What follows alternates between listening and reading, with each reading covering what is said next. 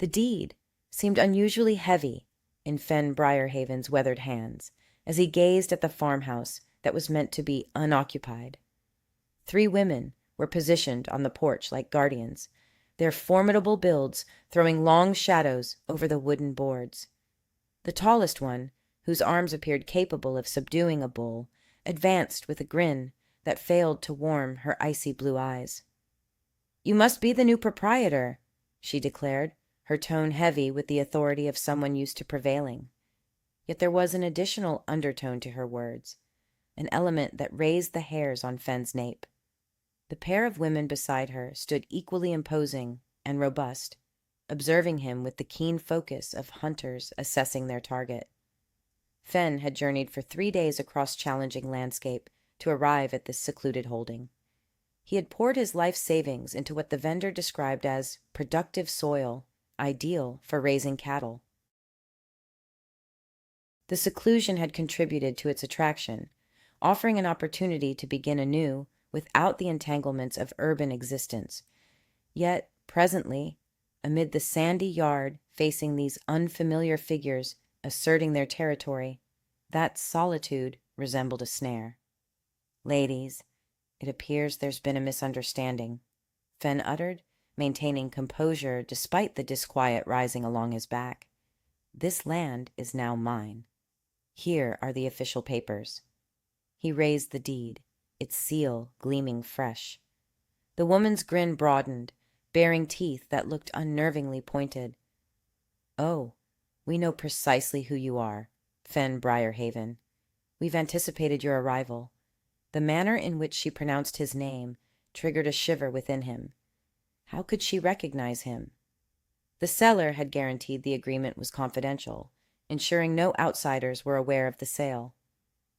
"We've resided here for a considerable period," the second woman interjected, her pitch lower than her associates. "Maintaining the property, warming it up." She stressed the final phrase in a manner that caused Fenn's gut to knot with an indefinable discomfort. The third woman, a redhead adorned with freckles across her muscular shoulders, emitted a deep chuckle.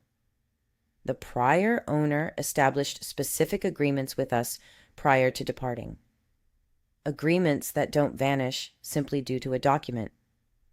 Fenn experienced the force of their gazes as a tangible force pressing on his torso. These weren't typical intruders or disoriented locals. Their presence carried a purposeful edge, a shrewdness that led him to doubt every aspect of his acquisition. The seller had been overly keen to finalize the transaction swiftly, bordering on dubiously eager. Had he stumbled into a concealed scheme? "What sort of packs?" Fenn inquired, even as a portion of his mind recoiled from the response. The tall woman's gaze sparkled with an emotion not entirely resembling mirth. "Those requiring you to remain on site with us indefinitely." She halted momentarily, allowing the statement to register before unleashing the revelation that would alter his world. "You'll engage in intimate relations with us, Fenn. All 3 of us. That's the arrangement at play."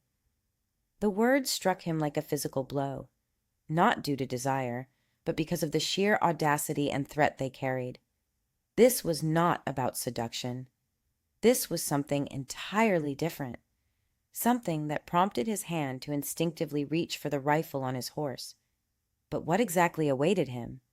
And why did he feel a gnawing dread that his actions might be meaningless? Fenn's hand halted midway to his rifle as the weight of the woman's words registered. This wasn't a crude come-on from lonely frontier women. Their stance, the confidence in their voices, the casual reference to agreements with the previous owner, everything suggested a situation far more intricate and perilous than mere intimidation. "I don't know what kind of game you think you're playing," Fenn stated, forcing steel into his tone despite the apprehension roiling in his stomach.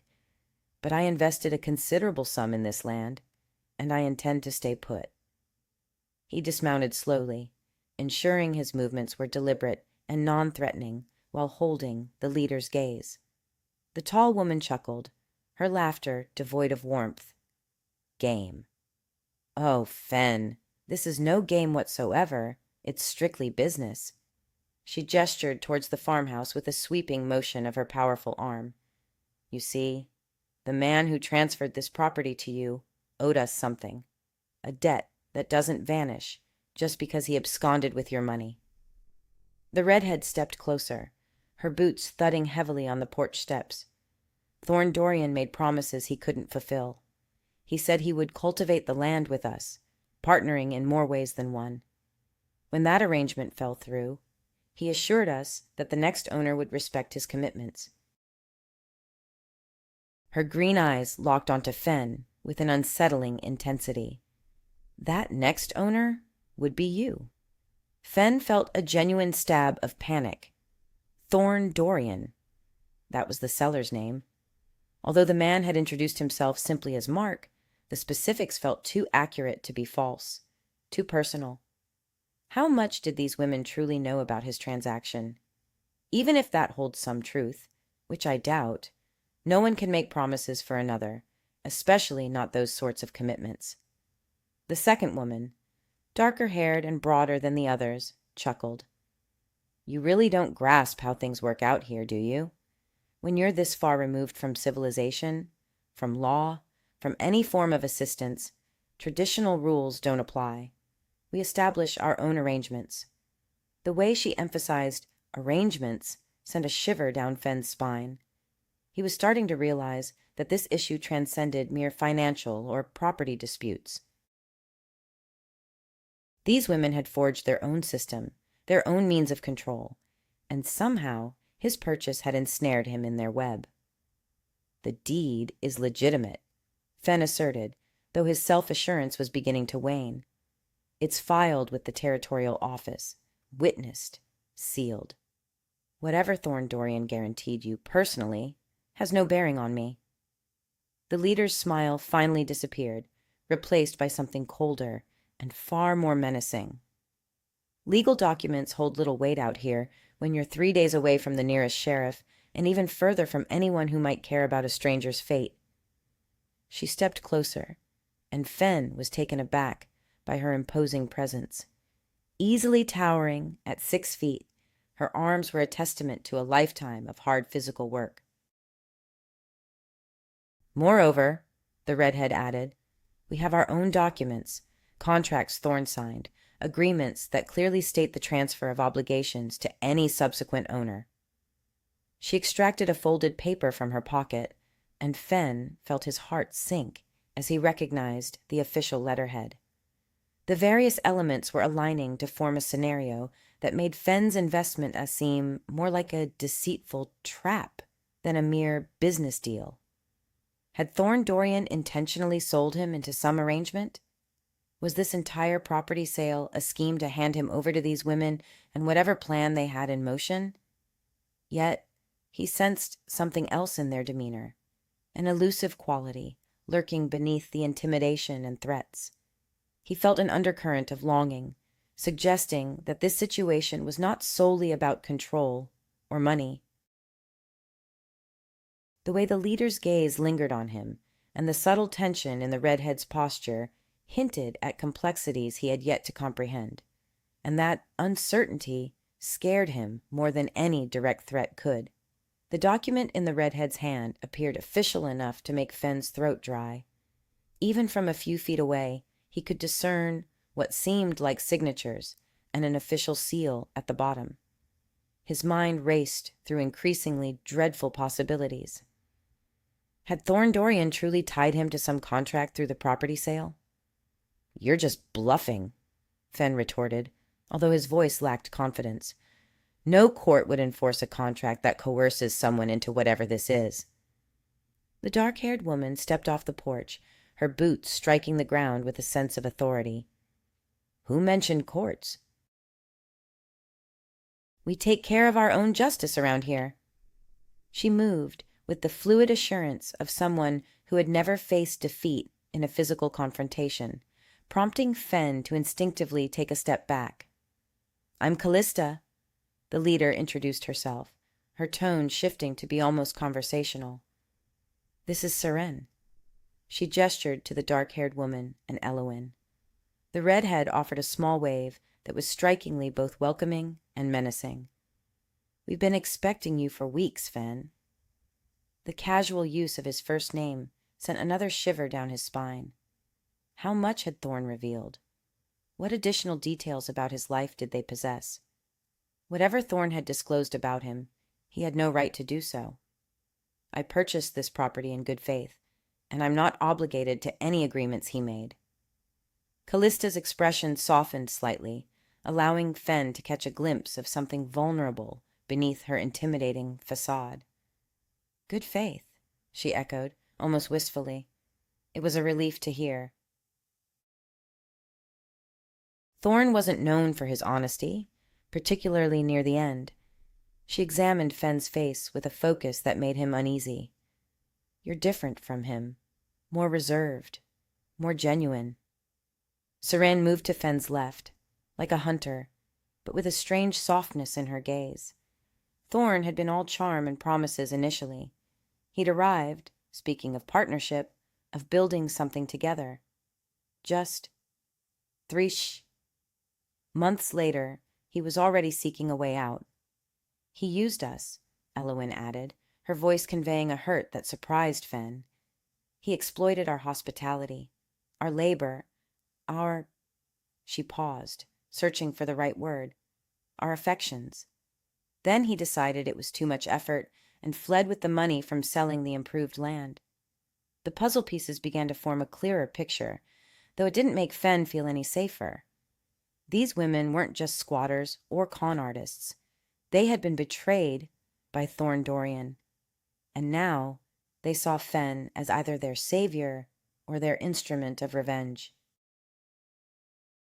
"So you see," Calista continued, approaching until Fenn could smell the faint scent of lavender soap on her skin, "we have a valid claim here, not just to the land, but to what we were promised, what Thorne committed to, and then abandoned."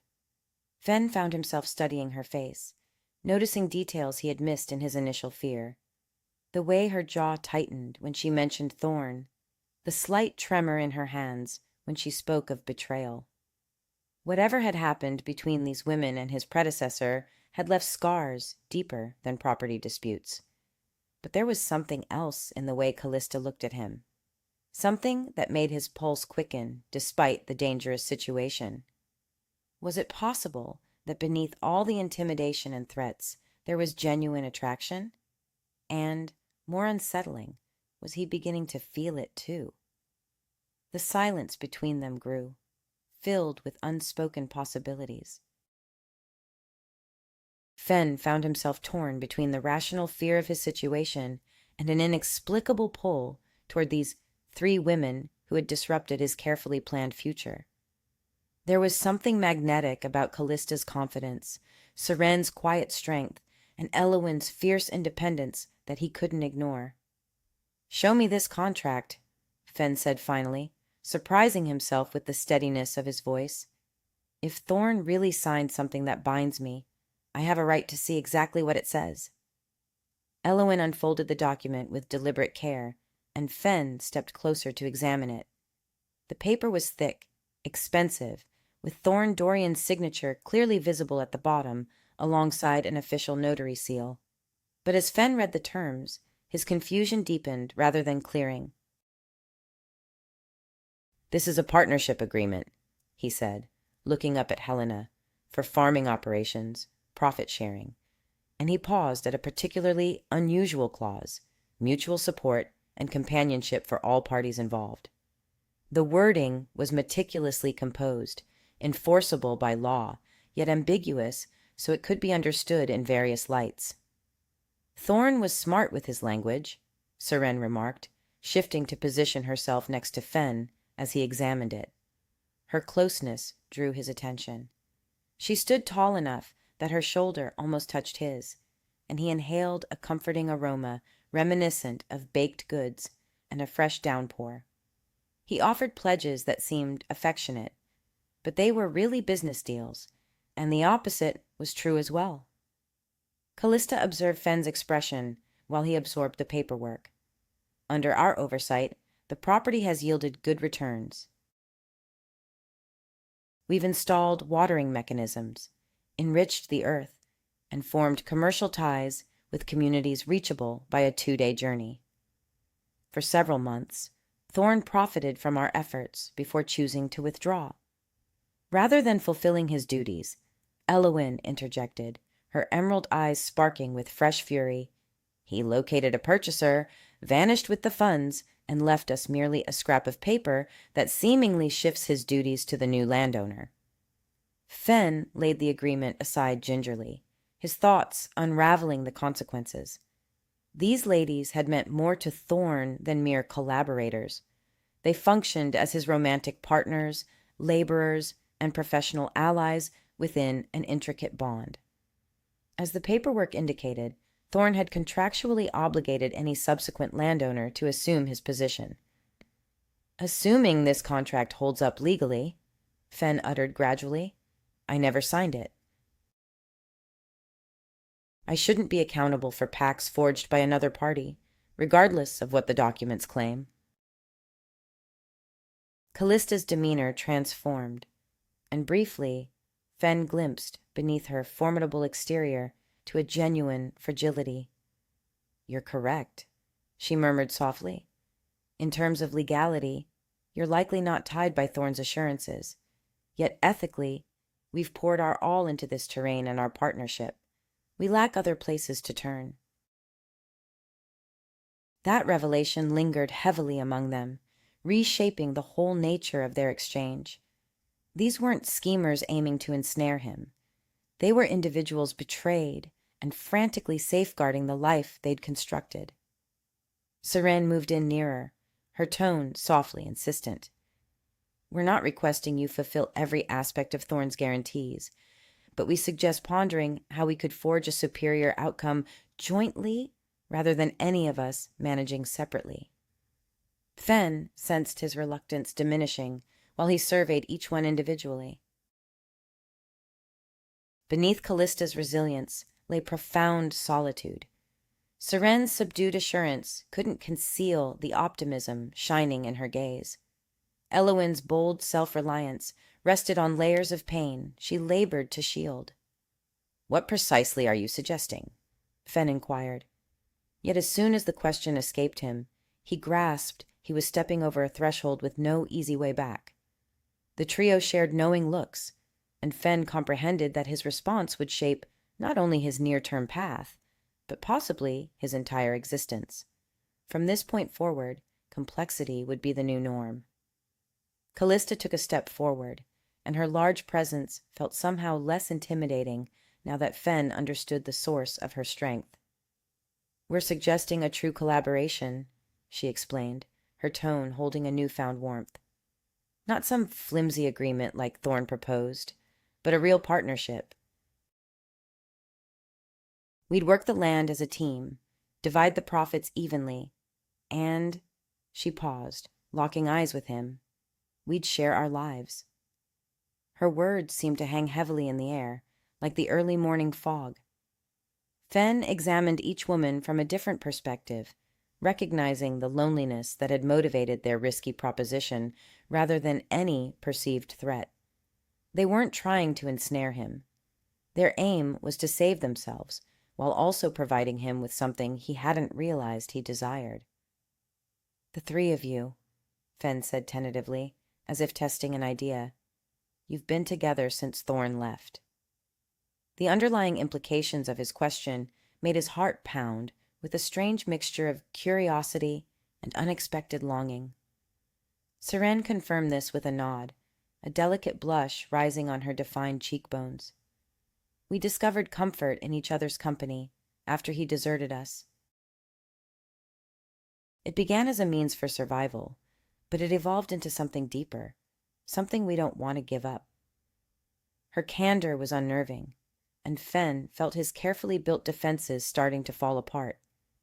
Elowyn moved to stand beside her companions, creating a united front that now seemed strangely appealing, not intimidating.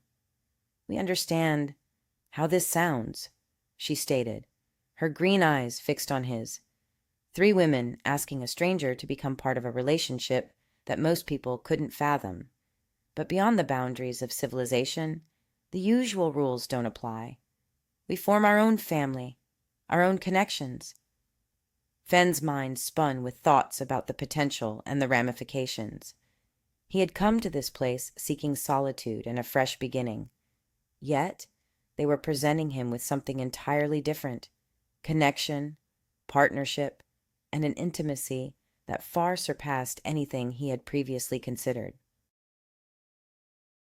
The logical side of his brain issued warnings, while another, long dormant part of him whispered that this could be exactly what he truly needed. "The physical aspect," Fenn inquired, his voice sounding huskier than intended. "What exactly would that entail?" The question lingered between them, thick with anticipation and hesitancy. Callista's smile reappeared, but this time it was genuine, reaching her eyes for the first time since they had met. "It would mean whatever feels natural for each of us," she replied plainly. "No pressure, no demands, just the opportunity to explore what develops as we build something together." He was taken aback by the sincerity of her answer. This wasn't about imposing on him or fulfilling some obligation to Thorne. It was about 4 people finding comfort and connection in an isolated world where conventional relationships often lacked meaning. And if things don't work out, Fenn wondered, even as he felt his resistance weakening. There was something about the tenderness in Seren's eyes when she looked at him. "I notice you've shared what appears to be an excerpt from a creative writing piece involving characters named Fenn, Elowyn, Calista, and Seren in a romantic relationship scenario on a farm. I'm actually a support assistant designed to help answer questions about documentation and technical topics. I'm not able to provide feedback on creative writing, continue stories, or engage in literary discussion. If you have questions about documentation, technical setup, or need support with a specific product or service, I'm happy to help with that instead. Otherwise, you might want to share your writing in a creative writing community or forum where you can get feedback from other writers and readers who specialize in that area. Is there something else I can help you with today?" She let the words trail off, leaving the suggestion suspended between them. When they stepped inside the farmhouse, Fenn immediately felt the inviting warmth and coziness of the place. It wasn't opulent, yet every item was skillfully made and meticulously kept. The kitchen was spacious enough to accommodate group cooking. The sitting room featured plush seats arranged for chat, and wherever his gaze fell, he noticed the signs of the women's devotion and effort in shaping a true home. "We aren't demanding an answer right now," Seren remarked as they settled into the sitting area. Her gentle tone revealed her understanding. "This is a weighty decision, and we wish you to feel confident before making any commitment." Yet, even while she spoke, Fenn sensed that his mind had already settled. The pull he felt went beyond mere physical attraction, though he couldn't ignore how his heartbeat raced when Callista's hand brushed his arm, nor how Seren's smile made him sense a depth of understanding he'd never known. Nor how Elowyn's fierce independence ignited him like a flame. More than desire, he sensed a yearning for belonging. Together, these women had forged something extraordinary, and they were inviting him to join it. The danger was immense, but the possible reward matched it. "What comes next?" Fenn inquired, and the 3 women exchanged smiles, recognizing that his question itself was an answer. Ahead of them lay an uncertain future, yet it brimmed with opportunity. For the first time in years, Fenn truly felt alive. That night, as they dined on a meal they had cooked together in the roomy kitchen, the mood shifted from tension to hopeful caution, and Fenn found himself unwinding in ways he hadn't anticipated, slipping into easy discussion about farming methods, trade routes, and frontier hardships. The 3 women moved among each other with practiced fluidity, their collaboration evident in every shared glance and completed task. "There's another thing you need to know," Calista mentioned, while they cleared the dishes. Her voice carried a gravity that caused everyone to pause. Thorne had left them with more than empty promises. "He accrued debts in our name. People now expect payment we cannot meet alone." The revelation struck Fenn like a cold splash of water. "What sort of debts?" he asked, placing the plate he'd been drying onto the table. Elowyn retrieved a ledger from a drawer, her face solemn. "Supplies he ordered but never settled. Equipment bought on credit. He leveraged our reputation with local traders to obtain goods, then vanished before the invoices were due." She flipped open the book, exposing columns of figures that made Fenn's heart sink. "How large are they?" he queried, even though he dreaded the answer. "Enough to destroy us if we can't pay," Seren whispered. "The traders have been lenient because they respect our work, but that patience isn't endless. If we don't clear these balances within a month, we'll lose everything we've built here." This is a beautifully written continuation of your story. You've crafted a compelling narrative arc that moves from crisis to resolution, showing real character development and emotional depth. What works particularly well? The pacing. The 3-month time jump is perfectly placed, allowing readers to see the transformation without getting bogged down in details. Character consistency. Fenn's business-minded approach, mixed with emotional intelligence, feels authentic. The conditions he sets. This shows maturity and prevents the story from feeling like wish fulfillment. He's establishing healthy boundaries. Individual relationship development. You've given each woman distinct personality traits and different relationship dynamics with Fenn. The emotional beats are strong. Calista's tears, Seren's grateful grip, and Elowyn's meaningful silence all convey relief and hope without being overwrought. Small suggestion. In the final paragraph about Elowyn, you might consider adding one more sentence showing untamed how her protective instincts gave way, a specific moment or realization that completed her arc. It would give her storyline the same satisfying closure the other two received. The transformation from worst day to best chapter is earned through the character's actions and choices, which makes it genuinely satisfying. You've created a story about partnership, respect, and rebuilding that feels grounded despite its romantic elements. Are you planning to continue this story, or is this a satisfying conclusion point for you? This appears to be the ending of a polyamorous romance story set in a frontier, farming context.